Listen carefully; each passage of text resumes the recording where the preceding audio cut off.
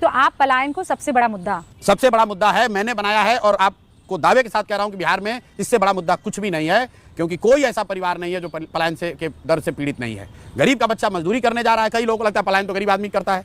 अरे नहीं, गरीब का बच्चा तो पलायन कर ही रहा है मजदूरी करने के लिए। जो मध्यम वर्गीय परिवार है उनके बच्चे भी पढ़ने के लिए बाहर जा रहे हैं, जो अच्छे घर के लोग हैं वो भी इलाज के लिए बाहर जा रहे हैं, नौकरी के लिए बाहर जा रहे हैं, बिजनेस के लिए बाहर जा रहे हैं। कौन ऐसा परिवार है बिहार में जहां से लोग पलायन नहीं कर रहे हैं? आप सुनिए, वो केवल बिहार में थोड़ी नहीं, बिहार में सबसे ज्यादा है ना। वहाँ केरल का भी तो बच्चा दिल्ली पढ़ने आता है ना, इलाज करवाने आता है ना। अलग-अलग राज्यों के लोग जाते हैं। किसने कह दिया? बेहतर सुविधाओं किसने आपको कह दिया? नहीं, आप दिल्ली यूनिवर्सिटी का आंकड़ा निकालिए और उसमें देखिए कि उसमें केरल के बच्चे कितने हैं और बिहार के बच्चे कितने हैं। आप कह रहे हैं परसेंटेज बिहार का ज्यादा है। आप एम्स का आंकड़ा निकालिए और देखिए कि वहां इलाज कराने वाले केरल तमिलनाडु के कितने हैं और बिहार के कितने हैं। अरे आप कल अभी हैदराबाद में दुर्घटना घटी है, मैंने ट्वीट किया था 2 साल पहले, हादसा कहीं भी हो हताहत होने वाला बिहार का बच्चा है। फैक्ट्री में बम फटा है हैदराबाद में, लेकिन शोक मन रहा है बिहार में, लोगों का दिल जल रहा है बिहार में, क्योंकि बिहार के बच्चे वहां मारे गए हैं, उसमें कोई दूसरा नहीं। कश्मीर में गोली चलती है, बिहार के बच्चे मरते हैं। कहीं टनल में उत्तराखंड में लोग फंसते हैं, बिहार का परिवार उसमें फंसता है। कोविड हुआ, उसमें बिहार के बच्चे पैदल चल के आए, और आप कह रहे हैं कि केरल और बिहार में पलायन की स्थिति बराबर है। शर्म करो शर्म।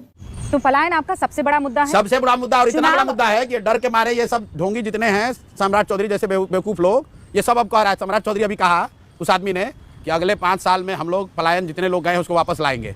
मैं फिर आपको बता रहा हूँ, आप अपने रिसर्च टीम को बोलिए सम्राट चौधरी ने ये अपने फेसबुक पर एक जगह डाला है, उसके नीचे जितने कमेंट आए हैं, कम से कम 6000 कमेंट, हर कमेंट में लोग उस आदमी को गाली ही दे रहे हैं।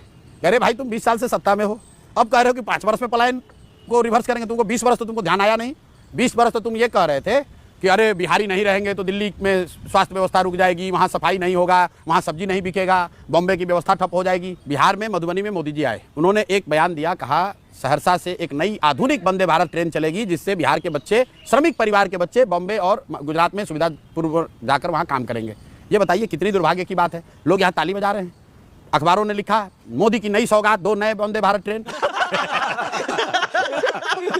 प्रशांत किशोर और धनसुराज पहले लोग हैं जिन्होंने कहा कि नहीं, हम लोग इसका विरोध करते हैं, हमें ऐसी वंदे भारत ट्रेन नहीं चाहिए जिसमें बिहार के बच्चे बोड़ा की तरह कुचाकर, जानवर की तरह बैठकर महाराष्ट्र और गुजरात में नौकरी मजदूरी करने जाएं। अरे भाई, मोदी जी को ये ना बताना है कि बिहार में फैक्ट्री कब लगेगी।